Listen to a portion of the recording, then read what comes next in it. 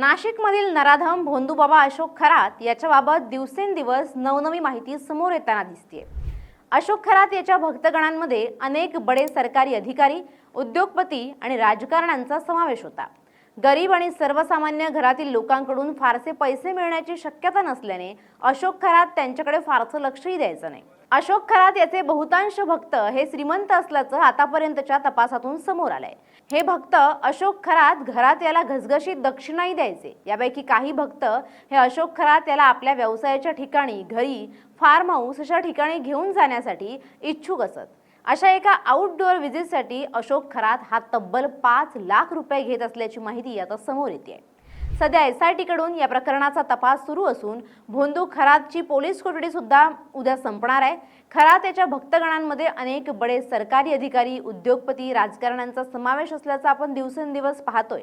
अशोक खरात याचे बहुतांश भक्त हे श्रीमंत आणि आर्थिकदृष्ट्या सुस्थितीत असल्याचं उघड झालंय। त्यांच्यापैकी काही भक्त हे भोंदू खरातला आपल्या घरी किंवा व्यवसायाच्या ठिकाणी न्यायचे, त्याचं मार्गदर्शन त्यांना हवं असायचं। मात्र या व्हिजिटसाठी देखील खरात बक्कळ पैसे उकळायचा। अमावास्या आणि पौर्णिमेच्या दिवशी अशोक खरात याच्या नाशिकमधील बंगल्यावर आणि कार्यालयात बड्या भक्तांची गर्दी होत असायची। या ठिकाणी खरातचा दरबार भरत असायचा, त्यामुळे या परिसरात अनेक महागड्या कार दिसायच्या। तांत्रिक विधींच्या दृष्टीनं अमावास्या आणि पौर्णिमेला विशेष महत्त्व असल्यामुळे हे श्रीमंत भक्त अशोक खरात याने याच दिवशी आपल्यासोबत यावं यासाठी आग्रही असायचे आणि या सगळ्यांपैकी जो जास्त पैसे देईल त्याच्यासोबत अशोक खरात जात असे, अशी माहिती SITच्या तपासातून समोर आल्याचं समजतंय। पुण्यातील अशाच एका करोडपती भक्ताला अशोक खरात यानं पूजा करण्यासाठी गाडी हवी असं सांगून 90 लाखांची महागडी कार खरेदी करायला लावली होती। ही कार अशोक खरात यानं स्वतःच्या नावावर देखील करून घेतली। अशोक खरात याला पोलिसांनी अटक केल्यानंतर त्याला आतापर्यंत 3 वेळा न्यायालयात सादर करण्यात आलंय। त्याची पोलीस कोठडी आतापर्यंत 2 वेळा वाढवण्यात आली आहे। उद्या 1 एप्रिलला अशोक खरात याच्या पोलीस कोठडीची मुदत संपते, त्याला पुन्हा एकदा न्यायालयात सादर केलं जाणार आहे। त्यामुळे गेल्या 2 दिवसांमध्ये IPS तेजस्वी सातपुते यांच्या नेतृत्वाखालील SIT पथकाकडून अशोक खरात याची कसून चौकशी करण्यात आली।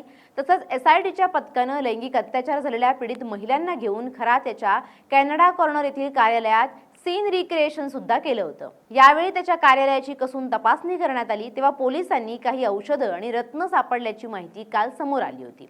दरम्यान शिर्डीतील 4 एकर भूखंड खरेदी प्रकरणी भोंदू अशोक खरातसह 5 जणांवर गुन्हा दाखल करण्यात आलाय। मूळ जमीन मालक रावसाहेब गोंदकर यांच्या फिर्यादीवरून गुन्हा दाखल झालाय। जमीन खरेदी व्यवहार फसवणूक केल्याप्रकरणी अशोक खरात आणि त्याची पत्नी कल्पना खरात, शिर्डी येथील मध्यस्थी अरविंद बावके, किरण सोनवणे आणि अशोक तांबे अशा 5 जणांविरोधात गुन्हा दाखल करण्यात आलाय। अरविंद बावके आणि किरण सोनवणे यांना पोलिसांनी ताब्यात घेतलं असून कर्ज फेडण्यासाठी व्याजानं पैसे देत जमीन बळकावल्याचा फिर्यादीत आरोप आहे। फसवणूक आणि सावकारकी अधिनियमाअंतर्गत शिर्डी पोलीस ठाण्यात गुन्हा दाखल झालाय। शिर्डीत भोंदू खरातची कोट्यवधींची मालमत्ता असून सर्व व्यवहारांची SIT कडून चौकशी सुरू आहे। SIT कडून आता अशोक खरातची चौकशी तर सुरू आहेच, मात्र आता चाकणकरांनाही SITनं समन्स बजावलंय। अशोक खरातचे नवनवे कारनामे रोज बाहेर येत आहेत। आता चाकणकरांची चौकशी झाल्यास त्यातून कोणते नवे खुलासे बाहेर पडतायत हे पाहणं महत्त्वाचं ठरणार आहे।